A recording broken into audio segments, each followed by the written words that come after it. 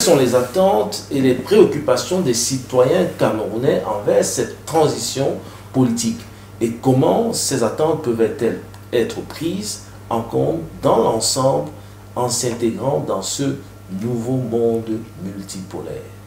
Déjà, ce que j'observe dans les discours sur la toile, la transition politique au Cameroun n'est pas tellement discutée. Et donc, il y a quelque peu un rejet de cette offre politique-là, de mon point de vue. Et ce qui aiderait les penseurs de cette logique-là à repenser, à revoir leur logiciel. Mais assumons, estimons que cela pourrait arriver. Cela pourrait être au goût du jour au Cameroun. Les attentes du citoyen, c'est comme je développais dans la précédente question. Qu'est-ce qu'ils vont porter comme projet? Qu'est-ce qu'ils vont porter comme offre existentielle pour l'existence du Camerounais, pour le développement du Camerounais, faire quitter le Camerounais d'un point A à un point B? Quelle évolution ils ont en vue, considérant que le précédent régime nous a laissés ici, est-ce qu'il nous permettrait d'arriver là? Mais sauf s'ils sont dans le nihilisme total de l'existant, c'est quelque peu problématique dans la mesure où le Camerounais fait même déjà la promotion de l'existant. Et donc ils ne peuvent aucunement venir dire qu'il y a rupture et changement de cap, c'est vrai, mais sur quoi se base-t-il pour changer de cap? Est-ce que l'armée camerounaise va les suivre tout béatement, sans rechigner, sans avoir la volonté, eux aussi, de prendre le pouvoir? Eux, à ce moment-là, se grefferaient aux expériences qui se sont vécues au Mali, au Burkina. Et eux, ils ont la pleine mesure des besoins véritables du citoyen camerounais parce qu'ils sont au contact de cela. Et donc, ils peuvent porter véritablement les besoins de ce citoyen-là. Il suffirait tout simplement qu'ils viennent dire que nous avons la pleine mesure de ce qui se passe au Nozo et nous allons agir, le langage militaire, nous allons agir, tac, tac, tac, tac, c'est dessiné, c'est visible. Tu achètes ou tu n'achètes pas, c'est ce qui sera fait. Est-ce que nos offres politiques de la transition-là, est-ce qu'ils ont détaillé ce qu'ils proposent aux Camerounais? Que non, on n'a que des noms. Des noms qui sont dans une certaine construction de quelque chose qui se veut même déjà comme étant un échec. Et donc, le citoyen camerounais, il attend certes le changement, mais dans cette attente-là, il ne fait pas jouer ses émotions. Il réfléchit. Quel type de changement j'ai besoin? De quel type de changement de régime ai-je besoin dans ce beau pays qu'est le Cameroun? Et donc ce citoyen-là, en s'interrogeant ainsi, il pèse et sous-pèse les offres politiques qui se proposent comme étant des offres du changement. Et il y a un qui a pignon sur rue, c'est celui du MRC, Mouvement pour la Renaissance du Cameroun. La renaissance du Cameroun. C'est quand même un Cameroun qui est déjà, qui fut décédé. Il faut le renaître à la manière du Messie. La renaissance. Et donc, vous voyez ici que cette formation politique-là, elle a certes pignon sur rue, elle a certes des adhérents, elle a certes des militants.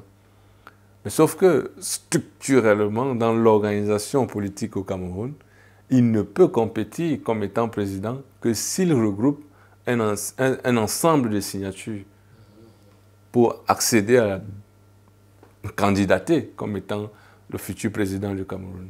Parce qu'il n'a pas compétit pour les élections locales. Il n'a aucun élu. Et donc, il devient difficile pour lui. C'est à ce moment-là que vous allez voir la machine du RDPC se déployer, dans la mesure où les chefs sont du parti au pouvoir.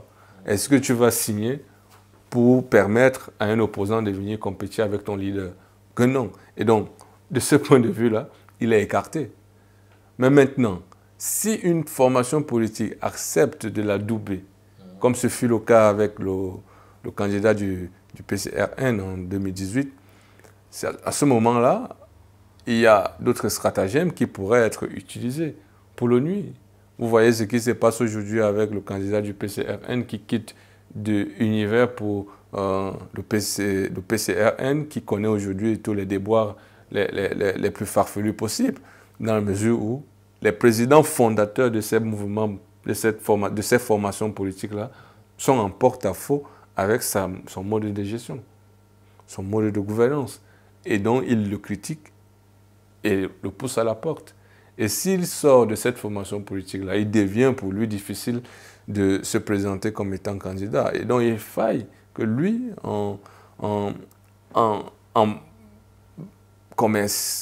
c'est un commercial de la démocratie dialogique. Il faut que lui aussi, il retourne discuter avec ce papa-là pour qu'on retrouve une certaine sérénité dans cette formation politique-là. Il ne faut pas donner des conseils sans toutefois les mettre en pratique. Et donc, qu'est-ce que le citoyen attend véritablement? Il attend juste que ses conditions de vie changent. Mais pour que ces conditions de vie changent, il faille qu'il fasse le bon choix des leaders vers qui il va donner, transférer son pouvoir.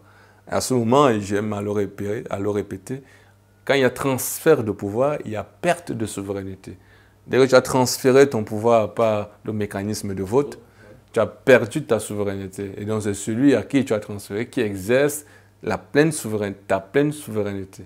Et donc les révolutions de couleur dans les rues allons manifester, ça c'est juste le jeu politique qui voudrait que certains autres acteurs renverser celui à qui tu as transféré ton pouvoir.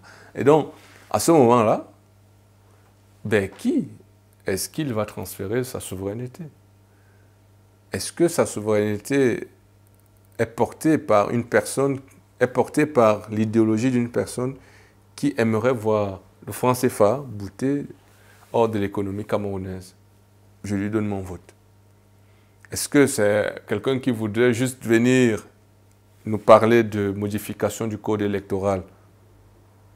Je lui donne mon vote, mais sauf que quand il aura changé le code électoral, tes conditions de vie ne vont pas forcément changer.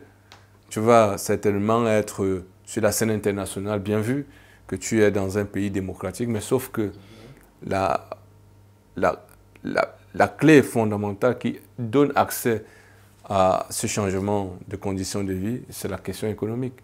Et donc pour ça, il faut que les leaders qui arrivent nous disent par exemple que le précédent président a lancé les chantiers Meveleux, Lompanga et consorts. On va s'atteler à les achever à date, à brève échéance. Il donne une date. On voit comment il s'active. Et donc c'est juste ces petits mécanismes-là, puisque le Camerounais a été pris dans un attentisme, il a juste besoin de promptitude, des choses qui vont aller vite, à court terme, des promesses qui seront exécutées à court terme. Et donc, c'est juste ça que le Camerounais attend, mais maintenant, c'est à lui de faire le bon choix pour que ses aspirations soient prises en compte. Sinon, on n'aura encore que nos yeux pour pleurer. C'est la machine de notre fameux RDPC à des alliés. Il faut toujours le rappeler, à des alliés qui eux aussi ont des milliers de militants. Et donc, il faut qu'ils s'arment. Il faut qu'ils s'arment pour aller bouger cette machine-là. Des leçons à tirer des transitions politiques dans d'autres pays de la région ou dans le monde qui pourraient être appliquées au contexte camerounais? Je dirais, pour répondre à votre question, que non, il n'y a aucune. Il n'y a aucune, dans la mesure où les leaders ne sont pas les mêmes, les questions sociales ne sont pas forcément les mêmes, même si les aspirations des populations restent identiques, c'est-à-dire sortir de cette précarité ambiante et béante. Mais si leçon il doit avoir, je pense que c'est le leader l'acteur politique qui doit tirer leçon, dans la mesure où vous ne pouvez aucunement rester dans cette histoire de changement de code électoral depuis 40 ans aussi, puisqu'on peut leur dire ça. Depuis 40 ans, vous nous rabâchez les oreilles que le code électoral n'est pas bon. C'est depuis 40 ans que moi j'entends ça. Mais comment est-ce qu'ils arrivent à passer ce cap-là, prendre en considération l'existence du code électoral qui n'est pas bon, et prendre en considération que l'ensemble des Camerounais ne considèrent pas que ce code électoral n'est pas bon, et travailler à ce qui pourrait unir les Camerounais. C'est une question sociale bien précise. La question du franc CFA, par exemple, peut unir les Camerounais.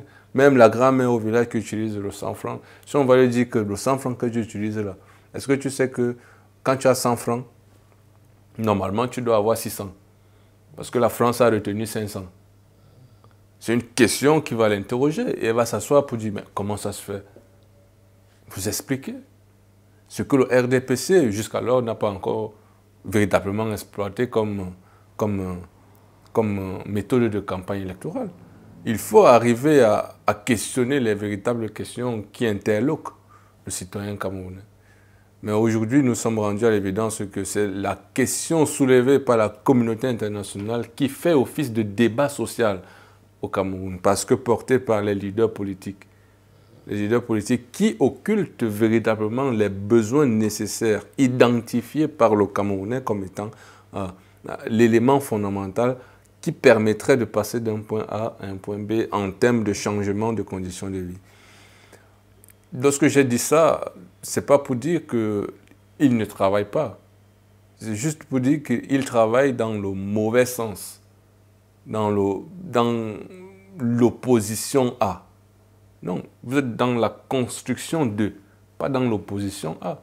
Si vous vous opposez, forcément vous serez toujours au taquet. Vous allez regarder les agissements de l'autre pour vous opposer. Or, si vous êtes dans la construction, vous allez, de mon point de vue, observer votre environnement social et construire quelque chose qui permettrait d'apporter une solution à ce que vous avez considéré comme étant un problème dans cette société-là. Mais si vous êtes dans l'opposition, opposition, la création des transitions, l'union pour le changement, tout ça ne sont que des éléments perturbateurs qui n'aident pas à la construction d'une identité qui, de mon point de vue, aiderait à nous sortir de ce qu'on considérait comme le mal, c'est-à-dire la gouvernance du RDPC, sur le régime autoritaire, comme on a l'habitude de le dire, que non. C'est les Camerounais eux-mêmes qui ont aussi l'habitude de dire il vaut mieux vivre avec un diable qu'on connaît que de vivre avec une transition que tu ne connais ni le début ni la fin. Parce que c'est une promesse, on va faire 4 ans. C'est comme, or, les élections, on sait que ça commence, c'est 7 ans. Ça commence ça et ça va finir là. La transition, on peut prolonger la transition ad vitam aeternam, par exemple. Et donc, ces leaders de l'opposition, ils doivent sortir de cette logique oppositive et revenir dans ce que moi j'appelle la construction de quelque chose de fondamental pour le bien-être des populations. S'ils arrivent à créer ce décalage-là, déjà dans le subconscient du Camerounais, qui ne va plus regarder la télévision camerounaise pour voir les invectives politiques, mais plutôt le débat véritable, c'est-à-dire j'expose mes idées, tu exposes tes idées et le citoyen fait le choix. Ce qu'on vit aujourd'hui dans les médias camerounais, c'est des invectives politiques. Les invectives, on n'a pas besoin de dresser le bilan. Chaque Camerounais peut décider un jour, se lever et dire qu'il dresse le bilan du RDPC. Ce n'est pas une formation politique qui doit nous proposer ça. La formation politique doit dire, vous avez, dans votre programme politique, vous avez soulevé telle question. Et la solution que vous apportez, je pense qu'elle n'est pas adaptée à notre réalité sociale. Ce que je trouve pertinent, c'est peut-être, pour relever l'économie camerounaise, on doit s'attaquer au mal, le mal à la racine. On doit attaquer le mal à la racine, c'est-à-dire questionner la présence de la France dans notre économie. Quel est le Camerounais qui sera en désaccord avec ce genre d'observation? Je pense que personne. On est tous conscients que la France est toujours dans notre économie. On utilise toujours le franc des colonies françaises d'Afrique. Et donc, je propose, moi, en tant que formation politique constructive, de quelque chose de meilleur pour le citoyen camerounais, sortir du franc CFA et mettre à contribution les intellectuels camerounais. Tu convoques les intellectuels, la culture, tu convoques toutes ces personnes-là qui ont la science nécessaire pour ce travail-là, de nous proposer quelque chose de viable à brève échéance. Quel est le Camerounais qui ne va pas accepter ça? Parce que c'est visible. Mais si vous venez sur les plateaux de télé, c'est vrai qu'on vous invite par rapport à des thématiques bien précises, mais sauf qu'il y a toujours moyen, quand un parti politique se retrouve sur un plateau de télé, il doit toujours tirer parti de sa présence dans ce média-là. Il ne peut pas sortir de là sans toutefois évoquer la question sur la table, sans faire la relation avec le programme politique que lui propose pour le citoyen. Or, ce qu'on a aujourd'hui au Cameroun, c'est quelque peu dommageable. Et donc, la transition dans les autres pays, je pense qu'on n'a pas forcément à apprendre. Ce qu'on a à faire, c'est à observer. Les leaders doivent observer, les gouvernants observer. Parce que le gouvernant aussi, lui, il veut rester au pouvoir, il ne veut pas qu'il y ait transition. Il veut rester au pouvoir. Il veut rester au pouvoir. Garder sa position politique qu'on a acquis à travers les élections démocratiques. Quelles mesures spécifiques devraient être prises par le gouvernement camerounais pour soutenir l'élection présidentielle qui pointe à l'horizon en 2025?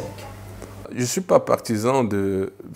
Votre question, de mon point de vue, a été posée dans le climat social en 2018. C'est-à-dire, c'est le gouvernement qui doit apporter une paix sociale pour que les élections se passent en toute sérénité. Que non. Le gouvernement doit faire son travail gouverner, doit faire son travail mener aux destinées du pays. Maintenant, est-ce qu'il doit veiller à l'équitabilité telle que prévue par la loi déjà, l'équitabilité entre les partis politiques, la répartition de l'argent et consorts, c'est prévu par la loi. Ça, le gouvernement ne va pas déroger à cette règle-là.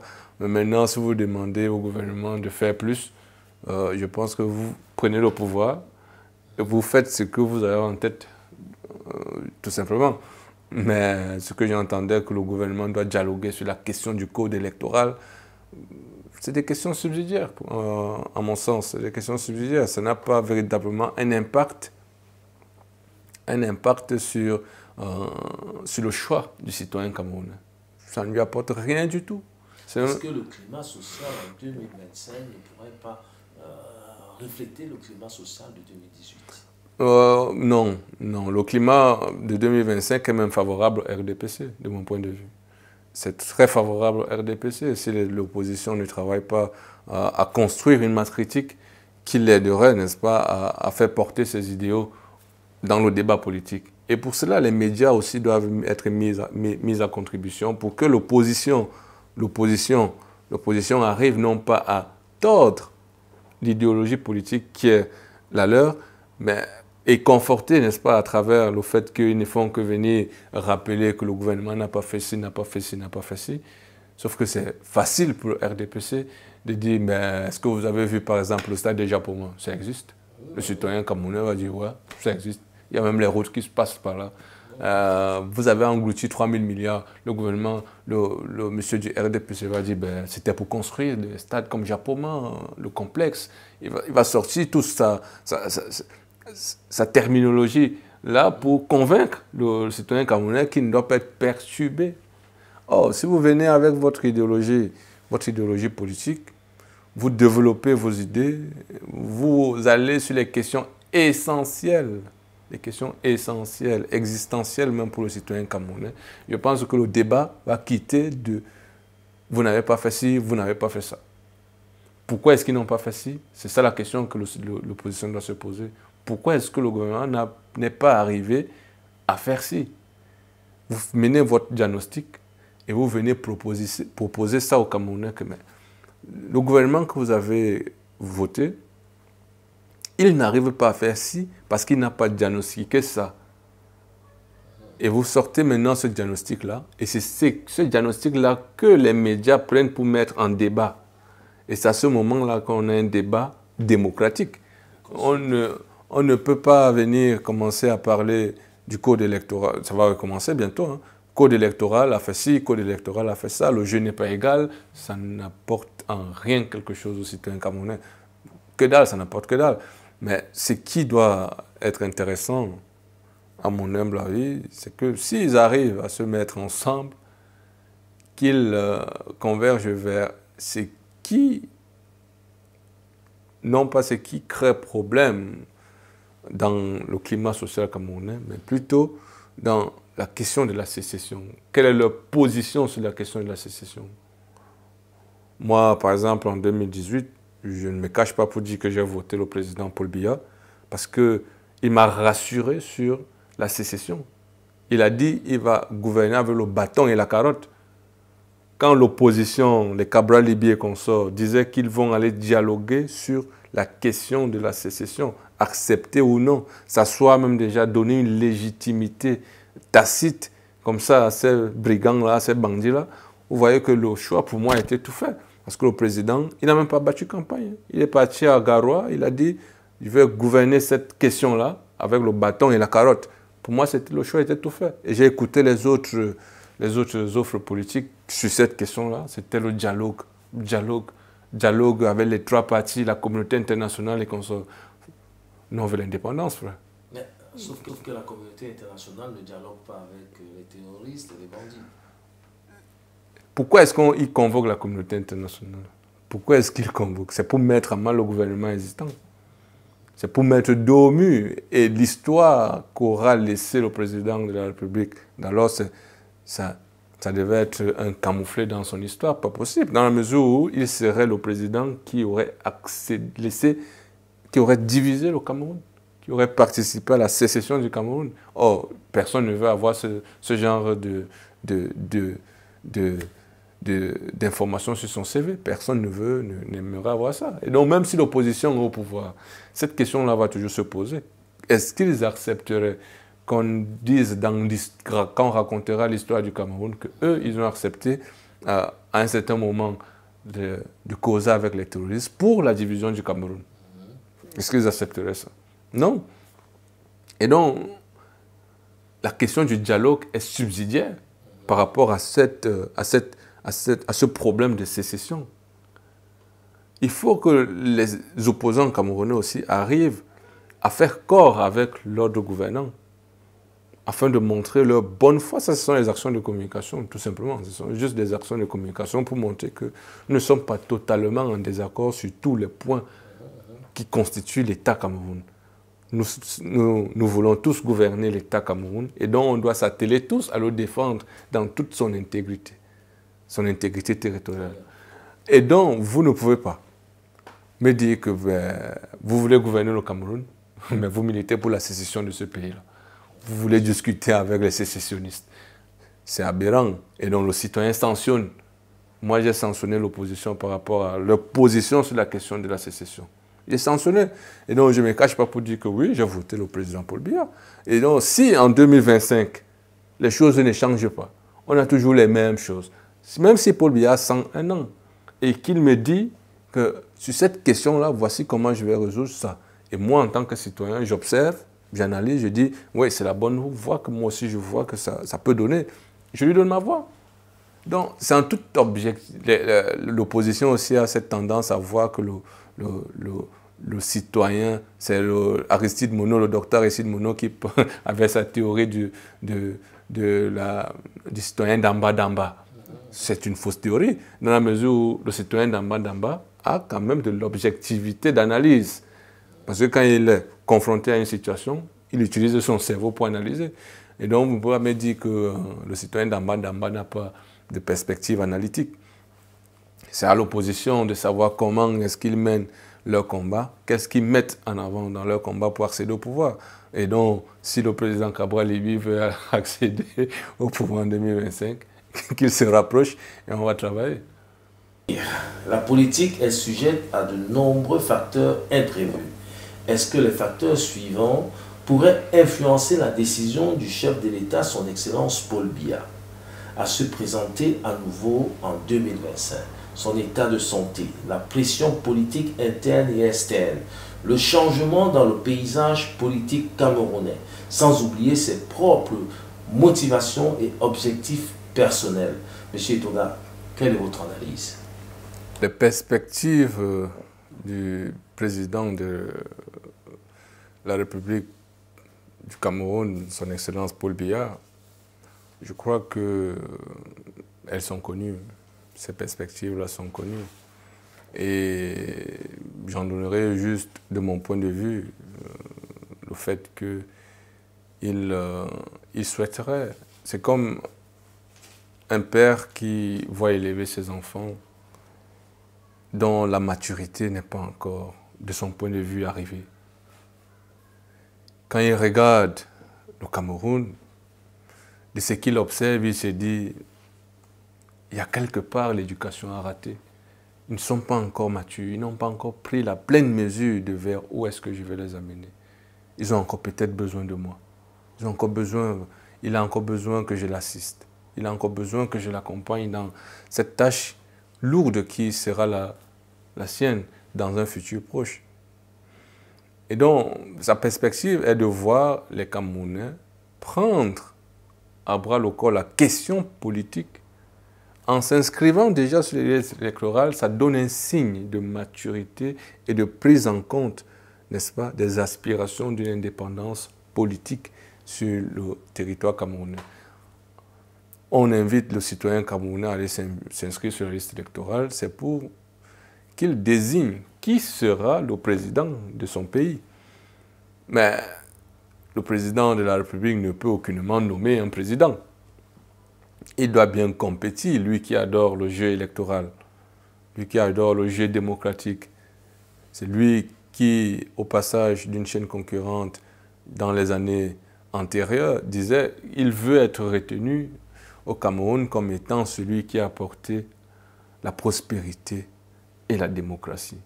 De ce point de vue-là, cataloguer ce monsieur comme étant un dictateur, un père autoritaire, un régime autoritaire, un régime reptilien, tout ce que vous voulez, mais sauf que quand lui, il l'observe, il regarde son parcours politique, la liberté d'expression qu'il a apportée aux Camerounais, de mon point de vue, vous ne pouvez aucunement le battre par rapport à ce qu'il a promis comme il a fait comme promesse aux Camerounais. À ceci, il dit qu'il aimerait apporter la prospérité dans ce qu'il aimerait qu'on retienne de lui, celui qui a apporté la prospérité.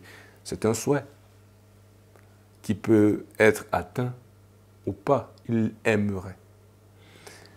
Celui qui a apporté la démocratie, il aimerait. Et donc, il y a ici, dans son usage de ces deux concepts-là et la formulation de sa phrase, une perspectivation de ses objectifs. Il est dans une volonté de. Mais pour le Camerounais, il a dit qu'il va amener, ce n'est plus la même phrase. Il a dit qu'il va amener la prospérité et la démocratie. Ce n'est plus la même phrase. Donc vous tordez son propos pour accaparer les électeurs, ce qui n'est pas bon en politique. Parce que vous créez quelque chose de pas sérieux dans le climat social.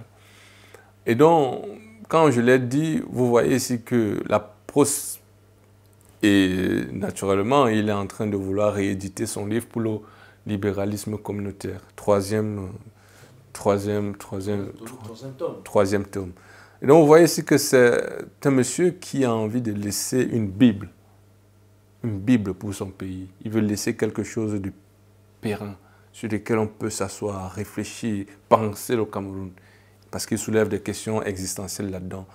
Et donc, vous voyez ici que même l'opposition peut aller s'en inspirer pour voir comment la matrice qui dirige le Cameroun est comprise dans ce niveau-là. Ils peuvent aller s'en inspirer pour critiquer maintenant son offre politique à ce moment-là. On peut discuter sur les choix qu'il aurait fait pour l'accompagner à mettre en branle cette offre politique-là. C'est discutable, mais sauf que son offre politique qui assoit son idéologie et sa pensée sur le Cameroun, elle existe, elle est là. Et c'est sur ça qu'on va le juger. Mais maintenant, le choix des personnes, il y a même Judas qui a trahi Jésus. on peut dire. Mais sauf que Judas était le disciple de Jésus. Judas a trahi Jésus. Donc c'est possible que les hommes trahissent les hommes. Donc il peut utiliser ce genre de raccourci argumentatif pour justifier que si on a traîné, c'est parce qu'il y a des gens qui m'ont trahi. Et ça sera vrai.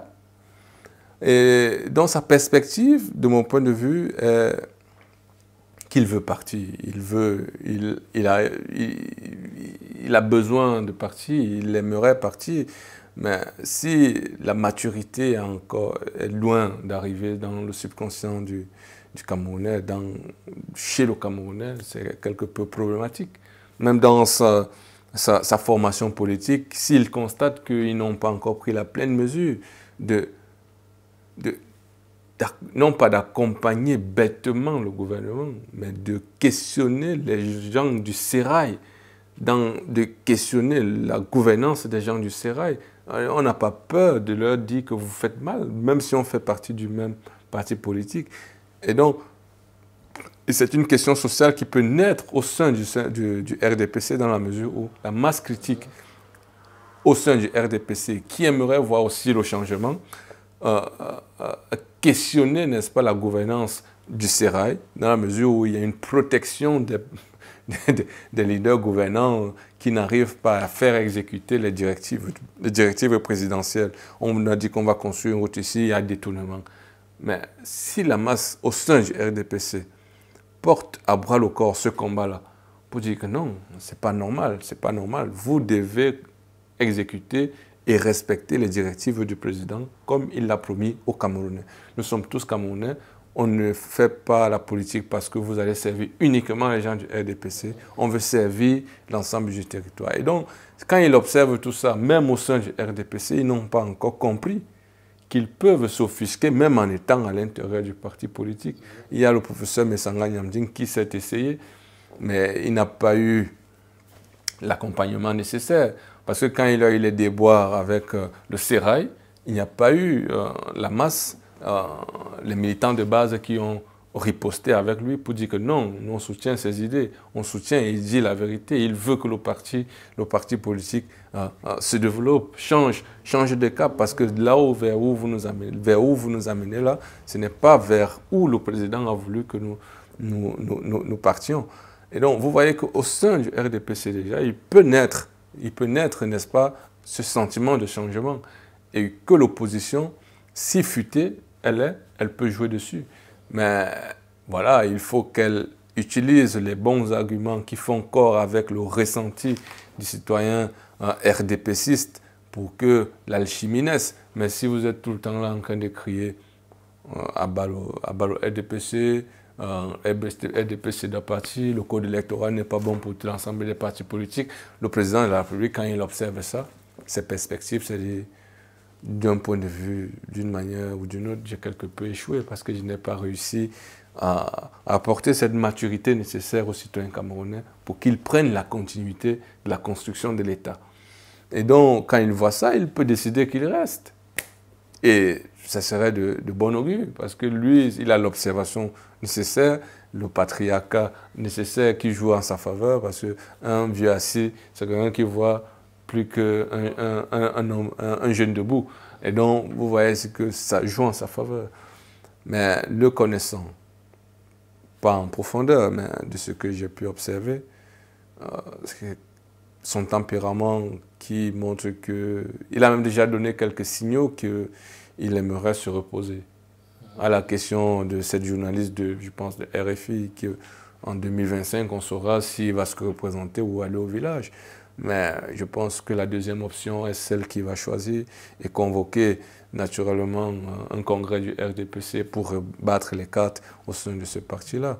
Et cette immaturité camerounaise est tellement patente qu'on a fait naître un autre mouvement, le franquisme, pour créer une opposition entre père et fils. Vous voyez que c'est de l'immaturité. Et c'est des gens du RDPC qui ont voulu créer une autre forme de transition, soi-disant de gré à gré, mais que non, le président de la République, il est debout et il attend sa prophétie déjà qui doit se réaliser d'ici quelques... Et qu'en 2024, il a fait une prophétie au Camerounais rendez-vous dans 20 ans. Et donc sa prophétie doit déjà se réaliser pour montrer que ça va consacrer son caractère de prophète sur l'État Cameroun. Et donc vous voyez que sa perspective, c'est de se reposer, de savoir que le pays qu'il a tant aimé et gouverné continue à s'alancer vers la prospérité et la démocratie. S'il n'a pas pu la porter, il a émis l'idée de la porter. Peut-être une autre personne peut continuer à consolider cette démocratie-là, qui est toujours perfectible. On n'a jamais atteint la perfection démocratique, parce que c'est toujours perfectible. On peut toujours trouver des griefs à un système démocratique. C'est pourquoi il y a d'ailleurs l'opposition. Et donc le président de la République, de mon point de vue, se reposera en 2025. Et il aidera à construire une transition dans son parti politique pour que les choses soient un peu plus claires d'ici quelques années. D'ici la fin de l'année, je pense qu'on aura des signaux. Et sur cette analyse du chef de l'État camerounais, son Excellence Paul Biya, sur ses perspectives et sa façon de voir le Cameroun, que s'achève cette émission spéciale sur la transition au Cameroun. Je vous donne rendez-vous pour le prochain numéro. À très bientôt.